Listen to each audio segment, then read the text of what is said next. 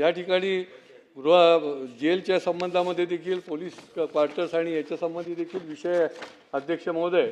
तर याच्यामध्ये ठाणा जेल हा ऐतिहासिक जेल आहे अध्यक्ष महोदय।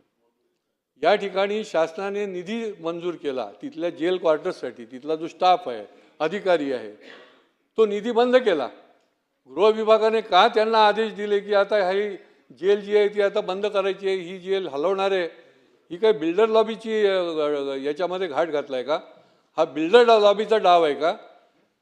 एक जेल बंद करून दुसरीकडे नेणं ही सोपं काम नाही आहे। आजच या ठाणे जेलमध्ये 64 कैदी त्या ठिकाणी आहेत। याला एक ऐतिहासिक पार्श्वभूमी आहे, परंतु आजूबाजूच्या भागामधल्या बिल्डरला त्या ठिकाणी विकास व्हावा, जेलच्या भिंतीपासून ठराविक अंतरावरच तुम्हाला ठराविक अंतराच्या बाहेरच विकास करता येतो, तो आता त्यांचा विकास थांबला। त्याच्यामुळे त्यांनी साठगाठ बांधून या ठिकाणी हे सगळं बंद केलं आणि हे क्वार्टर्सचं काम देखील थांबवलं अध्यक्ष महोदय।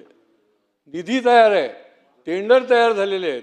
ह्या लोकांनी काय पडक्या क्वार्टरमध्ये राहायचं? समोर पावसाळा उभा राहिलेला आहे आणि त्याच्यामुळे ठाण्याच्या लोकांचा कडाडून विरोध आहे की अशा प्रकारे ही जेल बंद करून, की ज्याला एक ऐतिहासिक महत्त्व आहे, हा जेलच्या आधी हा किल्ला होता, त्या ठिकाणी अनेक आम्ही स्मारकं उभी करतोय आणि एखादं जेल त्या ठिकाणी तुम्ही बिल्डर लॉबीच्या आग्रहाला बळी पडून करत असाल तर ते आम्हाला चालणार नाही अध्यक्ष महोदय।